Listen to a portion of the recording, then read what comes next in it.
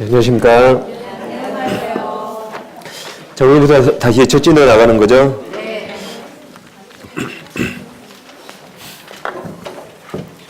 이제 3, 4월 달에 이런 식으로 하겠습니다. 먼저 우리가 1, 2월 수업했었잖아요, 기본서로. 네. 1, 2월 과정 똑같이 반복합니다. 네. 똑같이 하고 이제 플러스 알파가 더 추가됩니다. 대신 제 말이 약간 더 빨라져요. 그래서 3, 4월까지 한 내용 중에 거의 시험에 80% 이상 나옵니다. 그리고 이제 5, 6월 달에 기본서 또 하잖아요. 이때 또 뭔가 플러스 알파 하는데 이때 추가하는 건 시험에 자주 나온 거 아닙니다. 시험에 자주 나온 건 거기 4월까지 다 끝납니다. 이건 이제 제 면피형이에요. 수업 시간에 안 한 게 시험에 나오면 안 되겠죠. 그래서 혹시 모르니까 몇 개 추가하는 겁니다. 그래서 실질적으로 4월까지 한 내용을 계속 이제 여러 번 보시는 겁니다. 그리고 이제 3, 4월도 민법은 복습 몇 번 하셔야 돼요? 이상을 빼면 안 됩니다. 3번 이상 꼭 하셔야 돼요.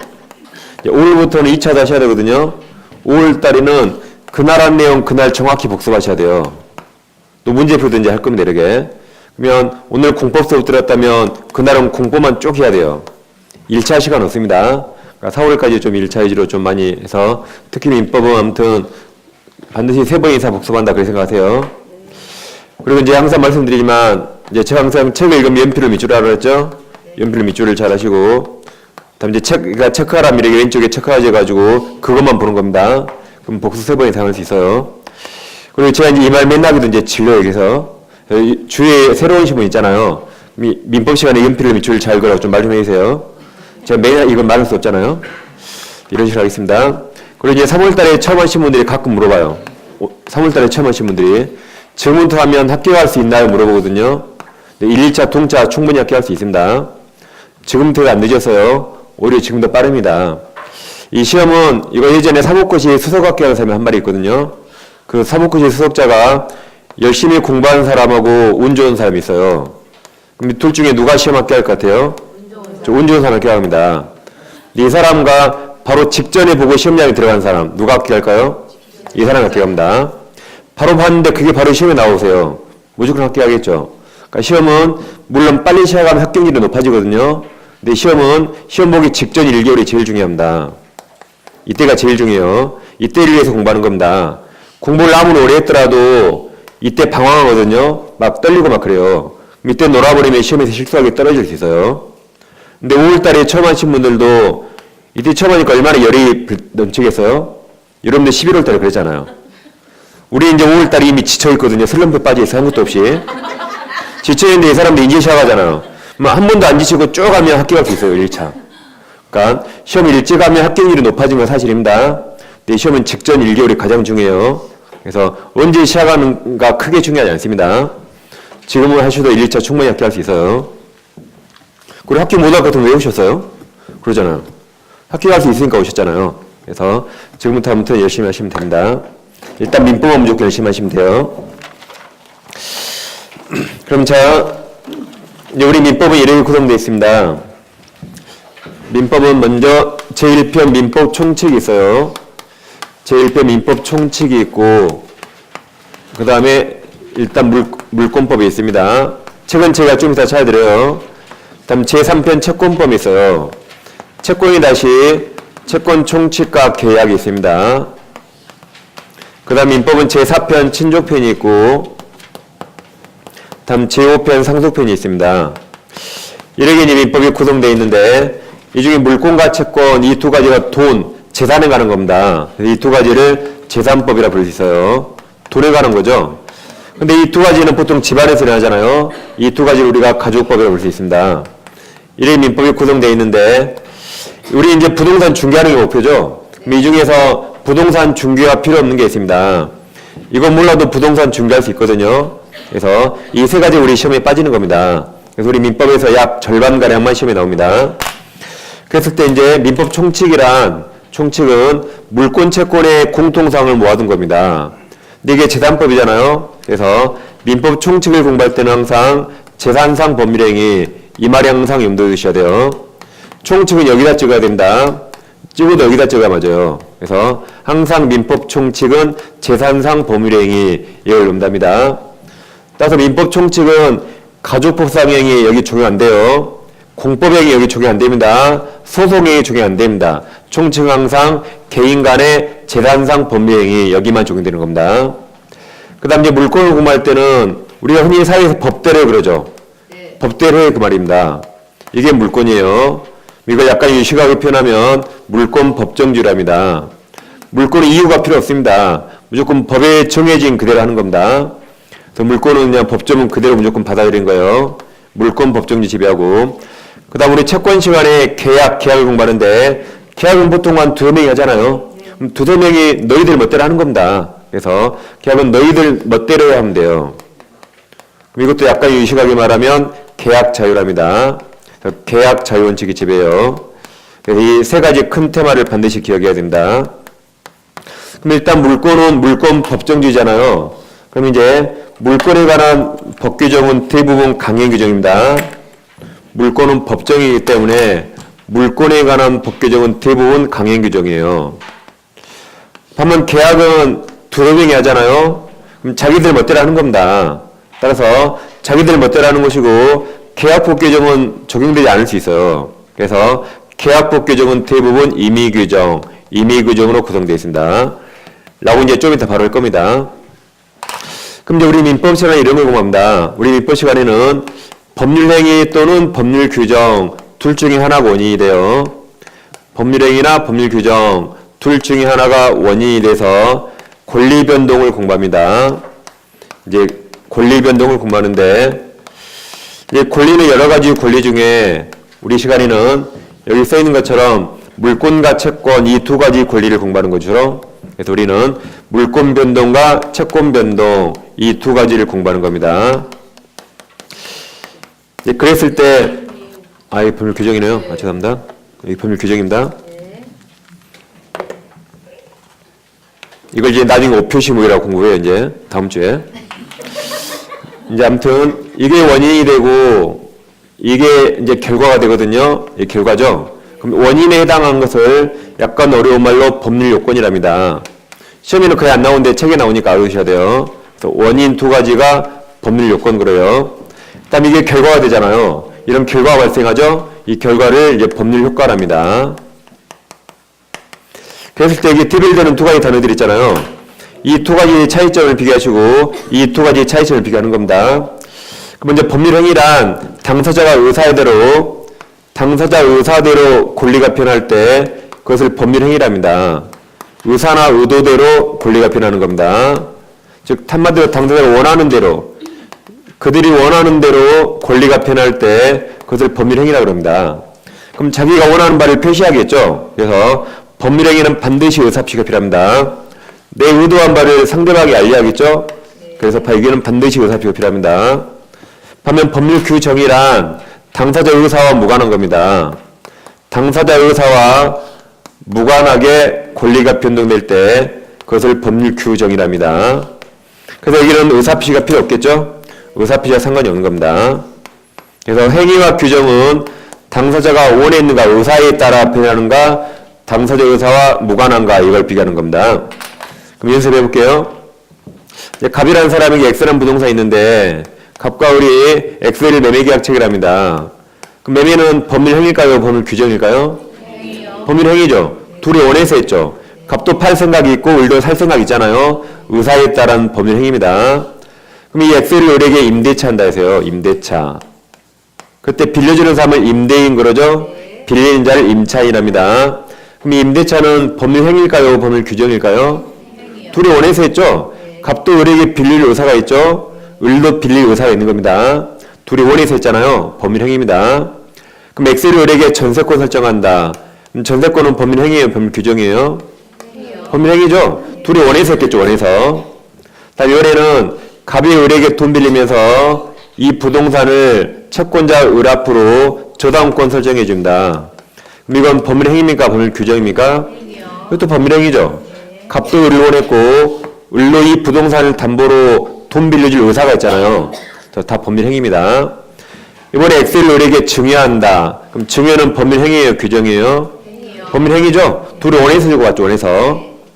이번엔 갑이 아버지인데 나 죽으면 이 부동산을 장남 을에게 줘 그랬어요. 그럼 나 죽으면 줘 그랬죠. 그걸 유언으로 증여했다 그럽니다. 유언으로 증여했어요. 이 말 남기고 아버지가 죽었거든요. 죽으니까 부동산이 을에게 넘어갑니다. 그럼 유증은 법률 행위입니까? 법률 규정입니까? 법률 행위죠? 아버지가 의사를 남겼죠. 나 죽으면 을을 줘 그랬죠. 아버지 의사에 따라 넘어가죠. 이게 법률 행위입니다. 그러니까 증여는 살아생전에 주는 거예요. 유증은 뭐예요? 죽으면 준다 이 말이죠. 죽으면 주는 겁니다. 다 법률 행위입니다. 이번에 다시 갑에게 X라는 부동산이 있는데 이제 갑이 아버지거든요. 아버지가 갑자기 사망했어요. 사망하니까 이 부동산이나 재산들이 자식에게 상속된다 해보세요. 그럼 상속은 법률 행위일까요? 법률 규정일까요? 법률 규정이죠. 상속은 아버지 의사와 무관하게 상속법에 상속 순위가 있거든요. 그 순위에 따라 을에게 넘어오는 겁니다. 그러니까 유증은 아버지가 을을 줘라고 했잖아요. 그러니까 이건 의사가 있잖아요. 법률 행위. 근데 그런 거 없이 갑자기 죽으면 상속법에 상속 순위가 있어요. 거기에 따라 넘어오죠. 이건 법률 규정입니다. 그 다음에 X가 경매 나와서 을이 경매 받았어요. 이건 법률 행위입니까? 규정입니까? 그럼 규정이죠.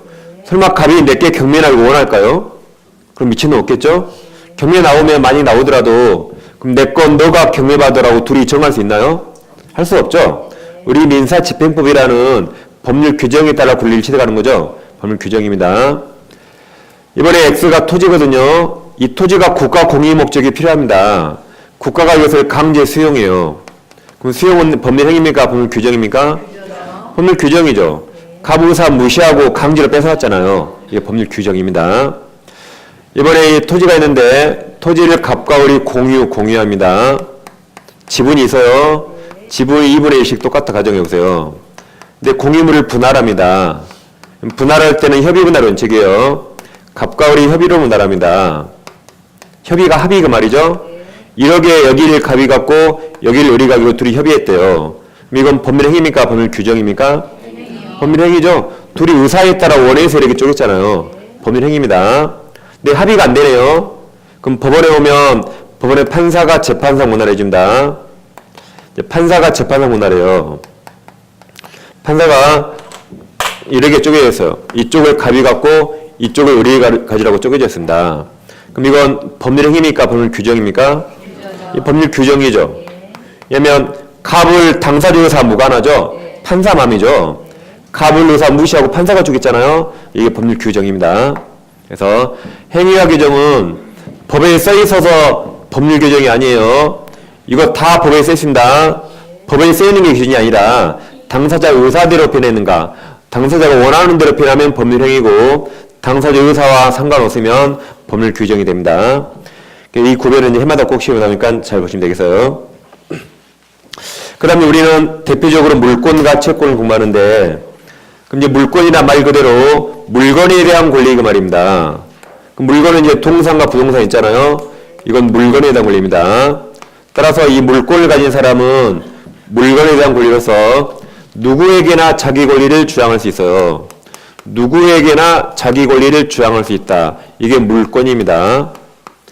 대표적으로 소유권 이건 내 거라고 누구한테나 주장할 수 있죠? 그게 물권이에요. 그럼 나와 관계없는 제3자들에게 주장할 수 있죠? 그런 걸 대항력이 있다고 표현합니다. 그래서 물권 원칙 대항력이 있어요. 반면 채권이란 이제 한문으로 쓰는 거죠. 이게 책임질 책자예요. 책임질 책자인데 여기 앞에 사람 인자를 쓰면 이게 채입니다. 채권 이렇게 해요. 그럼 채권이란 사람에게 책임을 묻는다 이 말입니다. 그래서 이 채권은 물건이 아니라 사람에 대한 권리예요. 사람에 대한 권리로서 채권을 가진 사람은 그 사람에게만 주장할 수 있습니다. 즉 관계 맺은 당사자끼리만 그 사람에게만 주장할 수 있어요. 그럼 제3자에게는 주장할 수 없습니다. 제3자에게 주장할 수 없다를 대항력 없다고 합니다. 즉 가장 흔한 예로 갑이 을에게 1억을 빌려줬어요. 1억 빌려주면 갑은 누구에게 1억 내나 할 수 있죠? 오직 그 사람, 그 당사자끼리만 을에게만 주장할 수 있죠. 우리한테 1억 달할 수 있나요? 못하죠? 그래서 우리가 채권 그래요. 채권이란 그 사람에게만 주장하고 제3자에게 1억 달러 할 수 있나요? 미쳤잖아요. 그런 걸 채권이랍니다. 그래서 대항력의 의미가 무슨 말인가 한번 다시 보시겠어요? 우리가 지난주에 주임법에서 한번 봤습니다. 다시 한번 봐보시면 갑에게 X라는 부동산이 있거든요. 우리가 전세권 설정 계약을 합니다. 전세권 설정 계약을 해요. 이것도 지겹죠, 이제? 계약기한 2년에 전세금 3억을 지급했어요. 그리고 우리 전세권 등기합니다. 이 2년과 3억도 1년 내에 절대 안 바뀌어요. 그럼 이제 우리 전세권이랑 물권을 취득합니다. 전세권이 이제 물권이에요.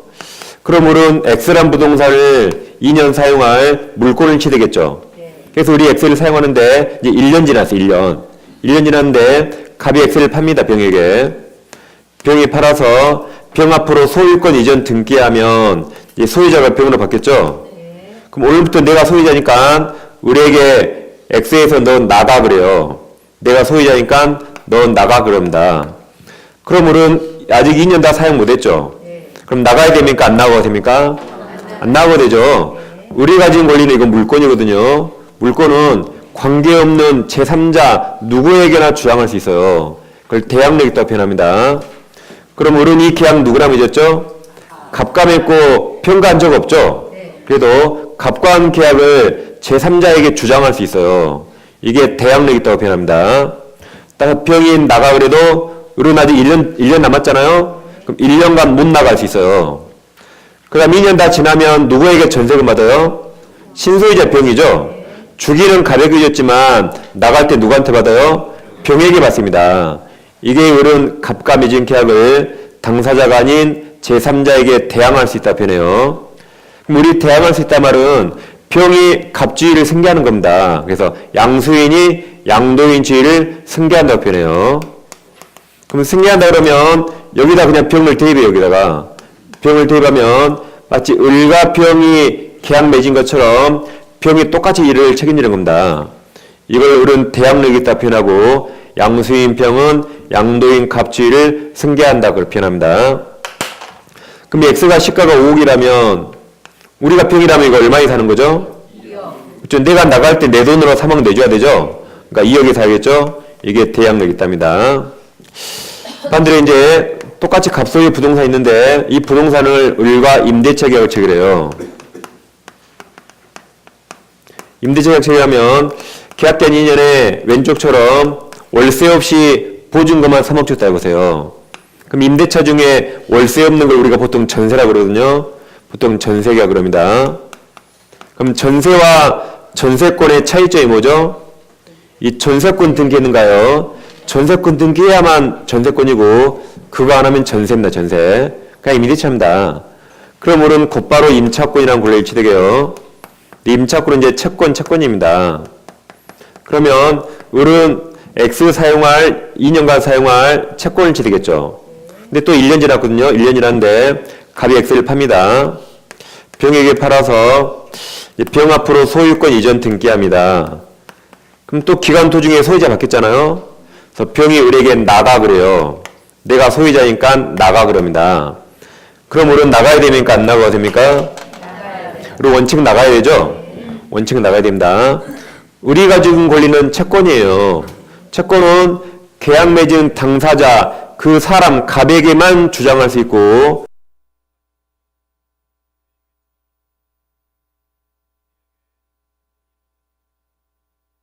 나중에 성립한 소유권, 물권 힘이 더 세거든요. 그래서 을은 대항할 수 없어요. 그래서 병이 나가 그러면 을은 나가야 됩니다. 중간에 쫓겨나는 겁니다. 2년 사용 못했죠? 그 억울한 건 갑에게 설행이 상충합니다.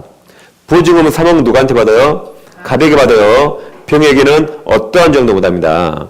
이게 을은 제3자에게 대항력 없다고 표현해요.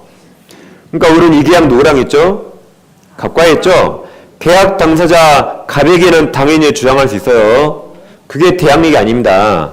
대항력이란 계약 당사자가 아닌 제3자에게 주장하는 겁니다. 그럼 을은 제3자에게 주장할 수 없죠? 이걸 대항력 없다고 표현합니다. 그때는 양수인은 양도인지를 승계하지 않아요. 같은 말입니다. 그럼 이제 이게 시가 5억짜리라면 우리가 병이라면 얼마에 사는 거예요? 원칙 5억에 사는 겁니다. 왜냐면 내가 3억 내주는 거 아니죠? 3억은 갑이 내주거든요. 그러니까 나는 5억 주고 사야 돼요. 그럼 갑은 병에게 5억 받았죠? 그 5억에서 갑이 을에게 3억 내줘서 을 쫓아내는 겁니다. 그게 을이 대항력이었다 그 말이죠. 그럼 이렇게 하면 이제 갑이 나쁜만 먹으면 이럴 수 있어요. 갑이 나쁜만 먹으면 오늘 아침에 임대차에서 3억 받았거든요. 오늘 오후에 5억 받고 팔아버립니다. 8억 챙겨가지고 중으로 도망가요, 갑이. 을은 아직 여기 발도 못 뛰어봤거든요. 병이 들어오지 마 그러면 을은 못 들어옵니다. 왜 그래요? 이걸 대항할 수 없으니까. 을은 못 들어오고 부어준 거면 3억 누구한테 받아야 돼요? 갑에게 받아야 돼요. 근데 값이 중국에 있잖아요. 잡을 수 있어요? 못 잡아요.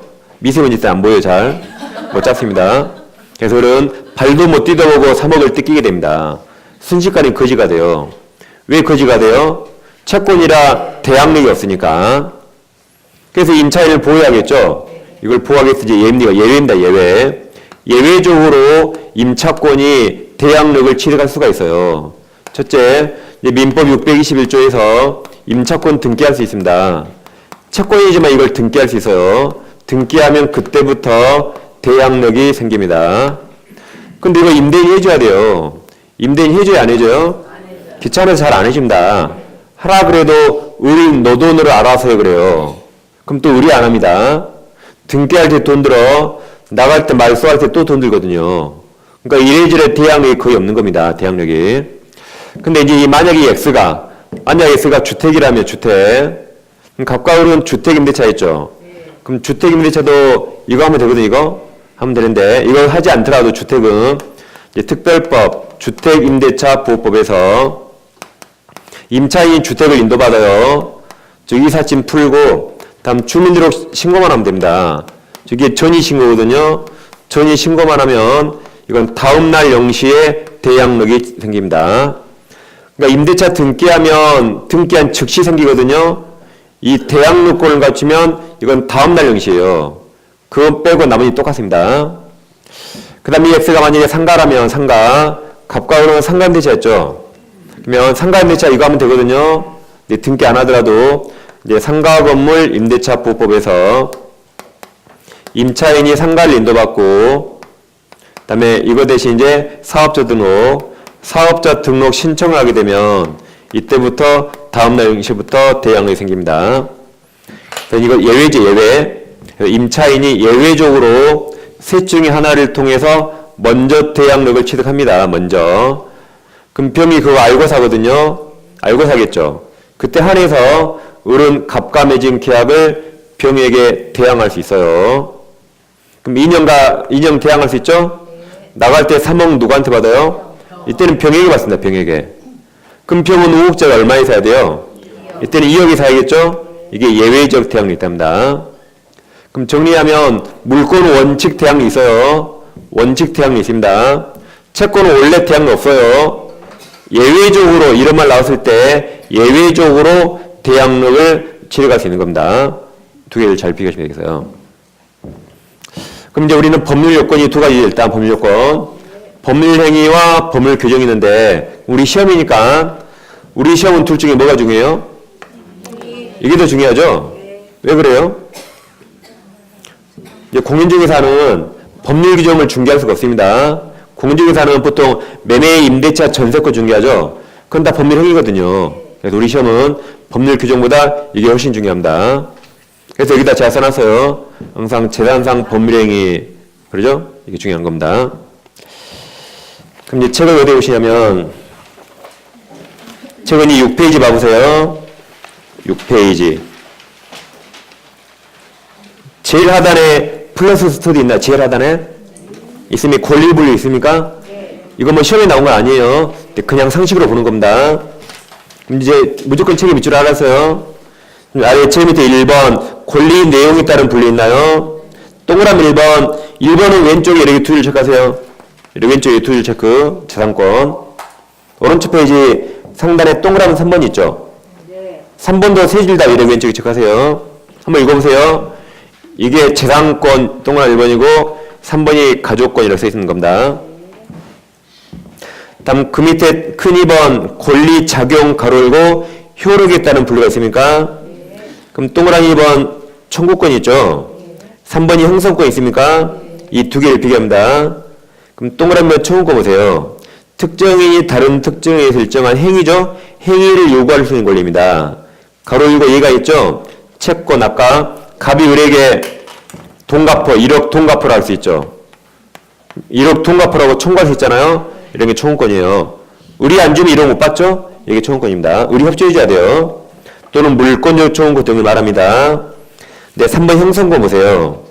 권리자의 일방적 의사표시 행위로서 법률관계를 형성 가로 열고 이제 발생시킬 수 있고 변경 또는 소멸시킬 수 있는 권리를 말한다 그랬죠. 기억만 봐요. 기억만. 권리자 의사표시만으로 효력을 발생하는 경우를 말합니다. 얘가 있어요. 법률행위 동의권이나 취소권, 아랫줄에 추인권, 계약의 해제권, 해지권 등을 말합니다. 그래서 형성권은 거기 기억만 딱 보시면 돼요. 기억 왼쪽에 써보세요. 기억 왼쪽에 한마디로 이게 대부분 단독행위입니다. 대부분은 단독행위라 생각하면 돼요. 그래서 단독행위와 형성권 거의 동의어처럼 생각하세요. 형성권과 단독행위 거의 동의어처럼 생각합니다. 거의 동의어처럼. 우리 시험에서는 이렇게 해도 돼요. 거의 동의어처럼. 그럼 아까 얘가 뭐 취소권 있었나요? 취소권 있었죠? 네. 얘가. 그럼 취소권자가 취소한다 그러잖아요. 취소한다 그 한마디로 상대방 동의 없이 바로 취소가 형성돼 버린 겁니다. 또 해제권자가 해제한다 그러면 해제한다 그 한마디로 상대방 동의 없이 해제 효과가 바로 형성되는 걸 말합니다. 누가 동의권자가 동의한다 그러면 그냥 무조건 형성되는 거 이렇게 한마디로 말 한마디 한 개의 의사표시로 법률 효과가 바로 형성되는 걸 말합니다. 상대방 동의가 필요 없어요. 이런 걸 형성권이랍니다. 그 다음 이제 넘겨보세요. 일단 8페이지 보시면 제4절 권리변동 모습이 있습니까? 그럼 네모 1번 권리변동이 있죠? 파란색 1번 의인은 세 줄 납작하세요. 이 말입니다. 권리변동이란 권리가 발생하거나 변경하거나 소멸한다 그 말이에요. 그 중에 파란색 1번 권리변동 모습에서 양괄호 1번 권리 발생이 있습니까? 즉 권리가 취득 발생이라는 거죠. 그럼 동그라미 1번 절대적 발생 가로 열고 그 원시 취득에 또 넣으시세요. 원시 취득. 동그라미 2번은 상대적 발생이 있습니까? 거기 승계 취득에 또 넣으십니다. 그래서 이제 권리가 발생하고 변경하고 소멸할 수 있죠. 그때 권리가 발생하는 게, 즉 취득하는 게 원시 취득과 이제 승계 취득을 나누는 겁니다. 그 원시 취득은 무슨 말 같아요? 그죠? 처음부터 취득한다, 뭘 새롭게 취득한다 그 말이죠? 새롭게 취득하는 겁니다. 승계 취득은 무슨 말이에요? 누구한테 뭐 그죠? 이어받는다, 넘겨받는다 그 말 같죠? 그 말 맞습니다. 그럼 원시 취득부터 봐보세요. 자, 동그라미 1번 기억 보세요. 타인의 권리를 기초로 하지 않고 특정인이 어떤 권리를 처음 취득해서 말한다. 즉 사회적으로 이전에 없었던 권리가 새로 발생하는 것이다. 니은 예컨대 신축한 건물의 소유권 취득이나 일단 밑줄에 하세요. 취득시효.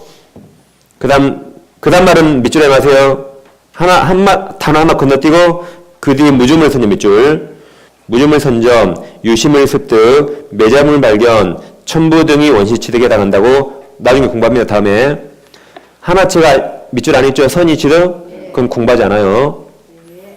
그 다음 이제 동그라미 2번 상대적 발생 승계 취득 있잖아요. 바로 밑 한 줄 밑줄. 타인 권리를 기초로 하여 그 권리를 승계해서 취득하는 것이 승계 취득이라고 그랬죠. 그 밑에 기억이 있고 기억 밑에 동그라미 가와 나가 있습니까? 그 두 개만 보는 겁니다. 가의 특정 승계 동그라세요. 나에는 포괄 승계 동그라미. 이거 두 개 보려고 지금 여기를 보는 겁니다. 그럼 이게 이제 우리는 이거 하면 되냐? 특정 승계가 기억입니까? 가조가 특정 승계와 포괄 승계. 이 말이 무슨 말인가 아시면 돼요. 그럼 특정 승계라 말 그대로 특정물만 넘겨받는 겁니다. 특정물만 넘겨받는다. 포괄 승계는 뭐예요? 한꺼번에 넘겨받는 거 말합니다. 법률 용어는 그냥 있는 그대로 읽으시면 돼요. 그럼 특정 승계는 예를 들면 가격이 X라는 부동산이 있거든요. 우리 X를 매매한다 해보세요. 그럼 X를 매매하면 우리에게 X라는 특정물만 넘어오죠. 이게 특정 승계예요. x를 증여한다. 증여하면 을은 뭐만 받죠? x라는 특정물만 받죠. x를 을이 경매받았다.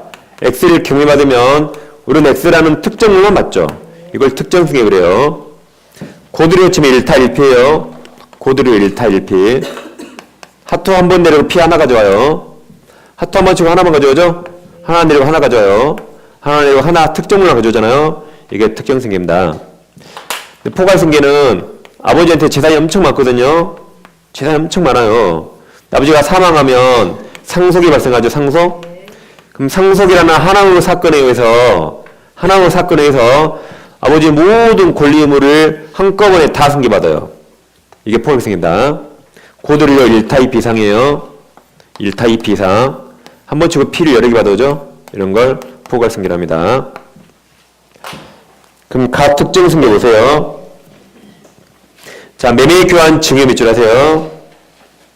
다음 한 단어 건너뛰고 경락 밑줄, 경매.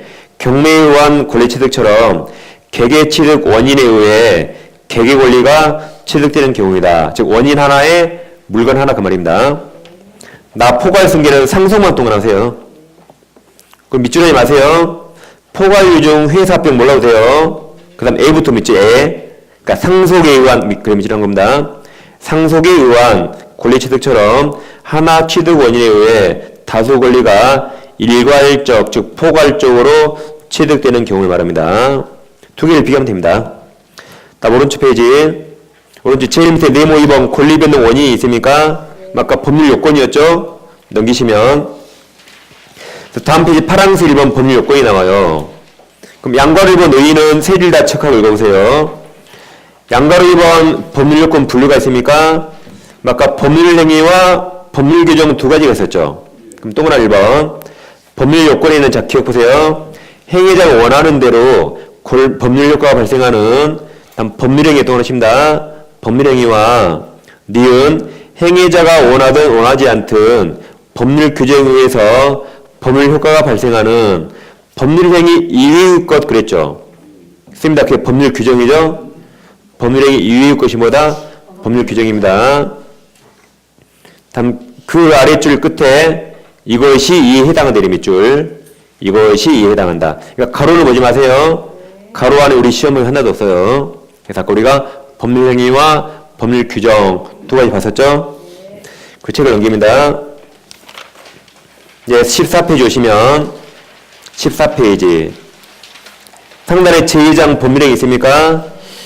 그럼 가장 중간에 파란색 1번 의의가 있죠? 그럼 양괄호 1번 법률행위를 일정한 법률 효과 발생을 목적으로 하는 하나 또는 소개 자 의사표시 동원하세요. 의사표시를 필수 불가결 요소라는 법률 요건이 다르죠? 그만 봅니다. 이제 넘깁니다. 다음 16페이지. 이제 상단에 네모 2번 법률행위 종류가 있습니까? 1번 제목의 의사표시 수에 동그라미 의사표시 수. 우리 지금 법률행위 공부하죠? 그럼 의사표시 개수에 따라서 단독행위와 계약으로 나눌 수 있어요. 단독행위란 의사표시가 몇 개 필요하죠? 자, 한 개. 한 개 의사표시로 성립한 게 단독행위입니다. 계약이란 의사표시가 두 개 필요해요. 계약은 두 개의 의사표시가 일치해야 됩니다. 합치해서 성립하는 법률행위가 됩니다. 그럼 양괄호 1번 단독행위 보세요. 자, 행위자 1에는 한 개 동그라미 1개. 한 개 의사표시 외에 성립하는 법률행위가 단독행위고 일방행위라고도 한다 그랬죠? 아래 동그라미 1번 상대방이 있는 단독행위 있나요? 그럼 지금 밑줄하고 지금 계시죠? 자, 보세요. 그럼 동그라미 1번 보세요. 동그라미 1번 그 첫째 줄 제일 끝에 상자부터 밑줄 상. 제일 끝에 상이 있습니까? 네. 상대방 이름 밑줄. 상대방이 이제 의사표시가 도달해야 효력이 생기는 단독행위입니다. 가로 열고 얘가 있죠? 한 단어 띄고 추인 밑줄, 추인 동의 밑줄, 추인 동의. 그 아랫줄에 취소, 해제, 해지, 철회까지 밑줄합니다. 이게 우리 시험범위에요. 아까 했었죠? 그러니까 취소한다 그러면 상대방이 도달해야겠죠? 하나만으로 치료가 되잖아요. 이걸 아까 형성권이자 단독행위를 했습니다. 자, 동그라미 2번 상대방 없는 단독행위 있나요? 면 그 아랫줄 제일 끝에 쉼표 뒤에 상대방 있습니까? 그부터 밑줄. 상대방에게 도달할 필요 없이 의사표시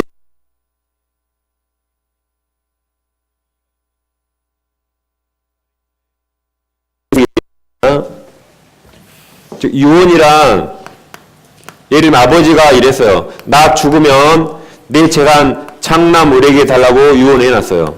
장남 을에게 달라고 유언해놨습니다. 그러면 우리 꼭 그 유언을 알아야 됩니까? 알 필요 없죠. 어차피 죽으면 다 밝혀질 거 아니에요. 다시 아버지가 뭐라 했어요? 나 죽으면 내 재산 장남 을에게 달라고 유언장 써놨어요. 그럼 그 사실을 우리 꼭 알아야 됩니까? 몰라도 되잖아요.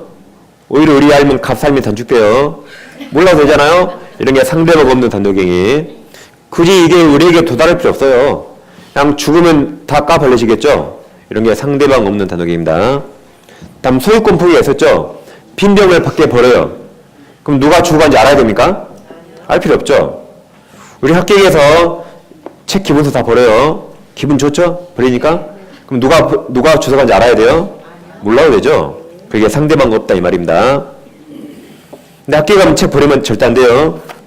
또 누가 학교 가면 책 주라고 하든 주지 마세요. 때 꼭 주라는 사람이 있어요. 학교 간 사람 기운을 받는다고. 주지 마세요. 학교 가면 이거 봐야 돼요. 봐야 됩니다. 그 사무실에 꽂아놓고 찾아봐야 돼요. 특히 공법 사표 같은 거 맨날 찾아봐야 돼요. 꼭 주고 저한테 전화와서 책 하나 달래요. 없어요. 미래 말하는데. 어떻게 저를 보라 이것도 전화해요. 책 하나 주라고. 없어요. 저도 다 사서 줘야 돼요. 그러니까 절대 주시면 안 됩니다. 꼭 가지고 계셔야 돼요. 그 다음 이제 그 밑에 양가로 2번 계약이 있습니다. 계약. 양가로 2번은 계약 동그라미 1번. 2인 이상은 서로 대립하는 의사표시 합치 동그라미. 합치에 의해 성립하는 법률가 계약이다. 그래 보세요. 그러니까 계약이 예를 들면 이런 거죠. 갑이 엑셀을 매매한다 해보세요. 우리 있다면 누군가 먼저 말하겠죠. 우리 만약에 갑에게 야 그거 3억에 팔래 그래요. 나에게 3억에 팔래라고 청약합니다. 그러니까 갑이 그래 3억에 팔게라고 승낙을 해요. 그러면 청약이란 의사표시와 승낙 의사표시가 서로 합치했죠. 그러면 계약이 생각합니다. 그 중에 사고 팔기라는 계약 우리가 매매계약 그러죠. 이렇게 두 개가 서로 합치해야 됩니다. 다음 제일 밑에 양가로 3번은 시험 범위 아니에요. X. 시험에 안 나옵니다. 다음 오른쪽 페이지 오시면 이제 좀 어려운 게 나와요. 이제 파란색 2번 이행은 문제에 따른 분류가 있습니까? 그럼 양가로 1번이 의무부담행위 가로 열고 채권행위죠. 양가로 2번은 처분행위인데 처분행위는 동그라미 1번 물권행위만 무슨 말인지 하면 됩니다. 이거 이제 좀 어렵습니다. 오늘 처음 하신 분은 이거 모릅니다. 처음 오신 분들은 그냥 들어보는 거 이것은 이해 잘 안 될 겁니다. 먼저 양가로 1번이 의무부담행위죠. 채권행위 또는 의무부담행위랍니다. 그럼 의무부담이란 말을 봐보세요. 의무부담. 앞으로 할 일이 남아있어요? 남아있지 않아요? 저 앞으로 할 일이 뭔가 남아있다 이 말이죠. 그래서 이것은 앞으로 뭔가를 이행해야 됩니다. 이행해야 할 문제가 남아있어요. 근데 처분행위는 완전히 쪽냈다 이 말이죠. 그러잖아요. 완전히 끝냈다 이 말입니다. 그래서 이건 이행의 문제가 남지 않는 겁니다. 앞으로 할 일이 남아있지 않아요. 대표적으로 물권행위를 공부합니다. 물권행위. 그럼 예를 들면 갑에게 X라는 부동산이 있는데 갑과 을이 X를 5억에 매매계약했다 해보세요. 그럼 매매계약 체결했죠? 매매계약 체결하면 갑과 을은 이제 앞으로 할 일이 남아있어요? 남아있잖아요? 남아있죠? 갑은 소유권을 넘겨야겠고 을은 돈을 줘야겠죠? 할 일이 남아있네요? 그런 것을 의무부담행위, 채권행위합니다. 앞으로 할 일이 남아있잖아요. 그래서 이제 매수인이 돈 주니까 매도인은 소유권 이전 등기해줬어요. 소유권 이전 등기해줬습니다. 그럼 이제 앞으로 갑과 을 할 일이 남아있지 않죠? 이런 걸 처분행위 그래요. 이런 걸 처분행위 물권행위라는 물권. 소유권 물권 넘겨줬죠? 그럼 앞으로 할 일이 없거든요. 물권이지 그 물권? 이런 걸 처분행위 물권행위랍니다. 더 이상 앞으로 할 일이 없어요. 또는 지상권 물권행위죠. 지상권 등기해줬다. 그럼 앞으로 할 일이 없죠. 저당권 물권행위죠. 저당권 등기해줬다. 앞으로 할 일이 없죠. 이런 걸 처분행위 물권행위랍니다. 앞으로 할 일이 남아있지 않다 이 말이에요. 근데 이것은 할 일이 남아있는 걸 말합니다. 이렇게. 그럼 이제 시험에는 뭐가 나오냐면 시험에는 그럼 처분권 없는 사람이 있어요. 처분권 또는 처분 권한 없는 자가 있는데 이 없는 자가 채권행위 할 수 있고 처분행위, 물권행위 할 수가 있어요. 처분행위나 물권행위 할 수가 있습니다. 그러면 이 채권행위 이거 유효입니다. 유효. 근데 처분행위, 물권행위는 무효가 됩니다. 이거 두 개 이제 아셔야 돼요. 예를 들면 갑에게 X라는 부동산이 있는데 갑이 을에게 X를 매매했거든요. X를 매매했으면 갑은 소유권 넘길 의무가 있고 을은 돈지하겠죠. 근데 이 X는 사실 갑 소유가 아니에요. 제3자 A 소유입니다. 갑이 자기 것도 아닌 걸 매매하겠네요. 이걸 타인 권리 매매랍니다. 갑은 자기 거 아니죠? A 소유잖아요. 갑은 타인 권리를 지금 매매계약 체결한 겁니다. 그럼 이거 유효입니까? 무효입니까? 이거 유효거든요. 왜냐하면 X를 매매했단 말이 소유권 등기했단 말이 아니죠. 소유권 등기하기로 약정하고 돈지기로 약정했단 말입니다. 그럼 갑은 내 거 아니지만 X를 을에게 소유권 넘기기로 했잖아요. 그럼 A에게 돈 주고 사서 소유권 넘겨주면 되죠. 네. 가능하니까 일단 이거 유효입니다. 유효. 그럼 갑은 X에 관한 아무 처분권 없잖아요. A 허락도 없잖아요. 그러니까 갑은 X에 관해서 아무 권한도 없는 자가 매매했죠. 그럼 일단 이거 유효예요. 그래서 갑은 어떻게든 을에게 소유권 등기해주면 되는 겁니다. A에게 돈 주고 사서 넘겨주면 되는 겁니다. 그러니까 일단 유효. 이렇게 했는데 A가 갑에게 절대 안 판대요. 나는 너에게 절대 못 팔아 그래요. 그래서 갑이 X를 을에게 넘길 수 없게 됐어요. 그러니까 갑이 A라 열받아가지고 갑이 A 등기를 위조해서 1억에 등기해버렸습니다. 갑이 A 등기소를 위조해서 1억이 을 앞으로 등기해버렸어요. 그럼 이 등기 유효에 무효예요? 이건 무효죠. 그러니까 갑은 아무 처분권 없죠? 처분권 없는 자가 이 물권행위, 소유권 물권행위 이건 무효가 된다. 그래서 갑은 X에 관해서 아무 권한 없거든요. 아무 권한 없는 자가 매매하면 일단 유효예요. 근데 아무 권한 없이 위조해서 물권 넘겼죠. 그건 무효가 된 겁니다. 그래서 권한 없는 자도 채권행위 일단 유효예요. 근데 소유권 등기처럼 처분행위 하려면 처분권이 있어야 되거든요. 없이 함부로 위조했잖아요. 그러면 그 등기 무효가 됩니다. 그래서 무효가 돼서 소유권 취소 못해요. 그래서 이 두 가지를 잘 비교하는 겁니다. 좀만 어려지면 갑자기 인상이 굳어지죠? 방금 전까지 너무 쉬니까 이제 너무 쉬면 졸고 좀만 어려우면 인상 쓰고 그래 이제 우리는. 표준 관리 잘 하셔야 돼요. 그럼 이제 17페이지 오시면 상단에 양가로 1번 의무 부담행위가 있죠?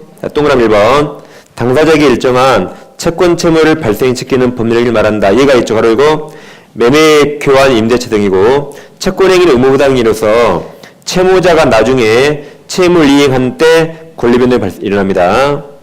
동그라미 2번 채권행위 경우에는 이행기까지 이행하면 되므로 타인 소유 재산에 대한 채권계약도 유효 동함 유효합니다. 한마디로 처분권 없는 자가 한 채권행위 유효란 말이에요. 그 다음에 양가로 2번 처분행위 보세요. 처분행위란 현존하는 권리를 직접 이전 변경 소멸시키는 법령이 말한다. 처분권 있는 자만이 처분행위 할 수 있고 처분권 없는 자가 한 처분행위 무효 동그라미 무효입니다. 1번 물권행위 보세요. 직접 물권 변동을 이행하는 의사표시를 여선한 법률행위다. 가로 열고 얘가 있죠? 소유권 이전 행위 등기를 해줬다. 뭐 저당권 물권이잖아요. 그 설정행위 했다 그런 말입니다. 전세권 물권이죠? 전세권 설정했다 그런 말이에요. 그 다음 장 물권행위는 이행의 문제를 남기지 않는 처분행위로서 처분권이 필요합니다. 그래서 아까 처분권자 가면 무효, 여기 무효 그래서 물권행위. 여기까지 두 개 잘 비교하면 되겠고 자 넘기시면 이제 18페이지입니다. 18페이지. 그럼 파란색 4번 기타 분류 있습니까? 양가로 2번에 요식행위, 분류식행위가 있죠? 그럼 분류식에 동그라칩니다. 우리 시험 범위는 99% 분류식이에요. 우리 시험 범위는 99% 분류식입니다. 그럼 요식이란 특별한 방식을 요한다 그랬죠? 요식이란 특별한 방식을 요한다고. 불요식은 무슨 말이죠? 저 특별한 방식을 요하지 않는다 그 말이죠. 그럼 요식에게는 우리 시험범위 거의 없습니다. 예를 들면 남녀가 혼인한다 혼인. 그럼 혼인 신고라는 이 꼭 특별한 방식을 요합니다. 혼인 신고라는 방식을 꼭 요합니다. 다음 유언하면 유언도 우리 시험범위 아니지만 엄격한 방식이 있어요. 엄격한 방식을 요합니다. 그냥 죽고 나면 유언장이 진짜인가 모르잖아요. 그러니까 죽기 전에 엄격한 방식에 따라 유언해야 됩니다. 그래야 죽어서 효력이 있어요. 깨워서 네가 썼냐고 물어볼 수 없잖아요, 이거. 그러니까 죽기 전에 엄격한 방식이 있습니다. 근데 우리 시험범위는 다 불요식이에요. 그래서 양거리고 밑에 동그라미 1번, 2번 있습니까? 네 줄 다 체크하시고 왼쪽 여백에 532페이지라 씁니다. 532페이지 가보세요. 이제 민법에 이거 민사특별법입니다. 민사특별법. 그 중에 집합건물법이거든요. 532페이지. 그럼 집합건물법에서 그 중간에 양가로 3번 재건축이 있죠. 이 아파트가 오래되면 허물고 다시 짓잖아요. 그 재건축입니다. 그럼 밑에 1번 밑에 48조가 있습니까? 그럼 48조 거기서 두 번째 줄 제일 끝에 서면으로 촉구해야 한다고 끝납니까? 거기만 밑줄 서면 동그라미세요. 서면으로 촉구해야 한다고 끝나죠? 우리 책 처음부터 끝까지 서면으로 해야 한다 거기 딱 하나 있어요. 다들 우리 책 처음부터 끝까지 서면으로 해야 한다고 거기 딱 하나 있습니다. 그게 요식이요. 서면이란 방식을 요한다. 거기 딱 하나만 있어요. 그걸 제외하고 이 말 무조건 틀려 지금부터. 이거 제외하고 뭐뭇은 서면으로 해야 한다고 무조건 틀립니다. 뭐뭇은 서면으로 해야 할 방식을 요하지 않아요. 그래서 이 말을 써놓으세요. 여기 18페이지에. 18페이지에 이게 불요식이에요. 서면이라는 특별한 방식이 요하지 않습니다. 구두로 해도 돼요. 구두. 말로 해도 됩니다. 구두 말로 해도 돼요. 말로. 그래서 우리 책 제일 끝에 뭐 있어요? 뭔지 몰라도 이거 13년간 시험에 나온 적 없어요. 제일 끝에 뭐 하나 빼고 이 말 무조건 틀렸다 이러는 겁니다. 이런 게 객관식 시험 준비예요. 이거 아니면 여기에 겁나게 중요한 걸 내거든요. 겁나게 중요한 거. 마치 꼭 서면을 해야 할 것 같아요. 그럼 딱 틀려버립니다. 그래서 아무튼 제일 끝에 뭐 빼고 이거 10년간 시험에 나온 적 없어요. 이 말 무조건 틀렸다 이러는 겁니다. 써놓으시고 꼭 외우셔야 돼요. 예를 들면 갑소유 X부동산을 우리가 매매합니다. 매매하는 과정을 보니까 3월 2일 날 5억에 매매하기로 구두로 합의했어요. 갑과 을이 구두로 합의했습니다. 그 다음날 매매 계약서를 작성했어요. 매매 계약서 작성. 그 계약금 달라길래 이틀 후에 매수인이 매도인에게 계약금도 지급했어요. 그럼 여기서 언제 매매 계약 성립했죠? 3월 2일입니다. 구두로 합의하면 성립합니다. 그래서 이날 매매 계약이 성립했어요. 계약서 안 적어도 됩니다. 안 적어도 돼요. 근데 보통 부동산 매매할 때 계약서 왜 적죠? 혹시 나중에 딴소리 할까봐. 이거 그냥 증거를 갖출 뿐이에요.